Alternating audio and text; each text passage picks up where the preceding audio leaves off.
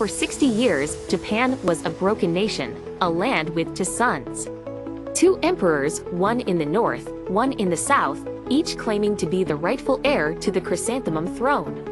It was an age of endless war and political chaos. Into this fractured world, a boy was given the impossible task of putting it all back together.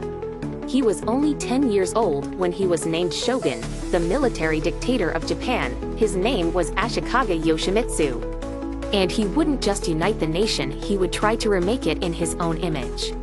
Born in 1358, Yoshimitsu inherited a title, but not true power. He was a child ruler, guided by powerful ministers. But even as a boy, he displayed a political genius far beyond his years. He learned to play the great warlord families against each other, to reward loyalty, and to ruthlessly crush dissent. He understood that to control Japan, he needed more than just military might, he needed absolute authority. And the greatest obstacle to that authority was the 60-year-old war tearing his country apart. In 1392, Yoshimitsu achieved what his father and grandfather could not. Through masterful diplomacy, he convinced the southern court to give up its claim. He had ended the war. Japan was whole again. With this single act, he became the most powerful man in the country. But for a man of Yoshimitsu's ambition, being the most powerful man in Japan was not enough. Having conquered his own nation, he now looked abroad, to the greatest power in the known world, Imperial China. In the 15th century, the world had one superpower, Ming China. The Ming Emperor saw himself as the ruler of the civilized world. All other rulers were only legitimate if they were recognized by him. For centuries, proud Japan had resisted this system, but Yoshimitsu saw an opportunity. The relationship between Japan and China was broken. Japanese pirates known as whack were terrorizing the seas. In response, the Ming Emperor had cut off all official trade. Yoshimitsu knew that if he could solve the pirate problem, he could monopolize the profits. So, in 1401, he sent a mission to the Ming court, and he did something no Japanese ruler had dared to do. He addressed the Chinese emperor as his superior. He accepted the role of a subordinate, a vassal. The Ming Emperor was pleased. In 1402, an envoy from China arrived and officially invested Ashikaga Yoshimitsu with the title King of Japan. To the Japanese court, this was a shocking betrayal. In their worldview, the only true sovereign of Japan was their own emperor, a living god. For a shogun to accept a title from a foreign ruler was an insult to the entire nation.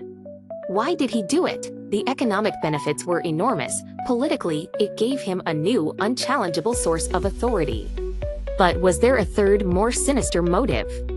By becoming a king, was he trying to create a new position for himself, one equal to, or even greater than, the Emperor of Japan? With his power absolute, Yoshimitsu began to build a paradise on earth, a golden palace where his ultimate ambition would take shape. This is the Golden Pavilion. Today, it is a Zen Buddhist temple, but in Yoshimitsu's time, it was the heart of his power. It was the centerpiece of his Kitayama estate, a lavish retirement villa that was more like a royal palace. The Kitayama Palace was the cultural and political center of Japan. Here, Yoshimitsu presided over a new, vibrant culture that blended the elegance of the court with the energy of the samurai. He was a great patron of the arts, most famously of Noh theater. He discovered the genius of Kanami and his son Zini, and under his patronage, they transformed Noh into a high art form. In 1394, he retired, passing the title of shogun to his son, but this was just a formality. He continued to rule from behind the scenes, his power more absolute than ever. And it was here that his behavior became truly alarming to the old guard. He began to act like an emperor. He adopted imperial rituals. His wife was given a title usually reserved for an empress. There are even theories that he planned to have his own favorite son adopted into the imperial line, to one day become emperor himself. He was blurring the sacred line between subject and sovereign. In 1408, at the age of just 50, the most powerful man in Japan suddenly fell ill. As he lay dying, the imperial court made a shocking decision, granting him a title that would confirm their deepest fears.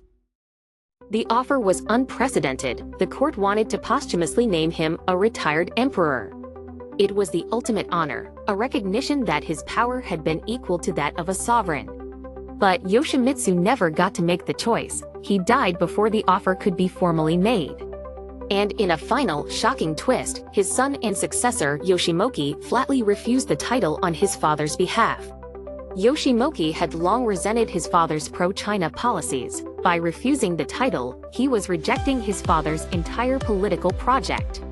Immediately, Yoshimoki began to dismantle his father's legacy. He cut off diplomatic relations with Ming China.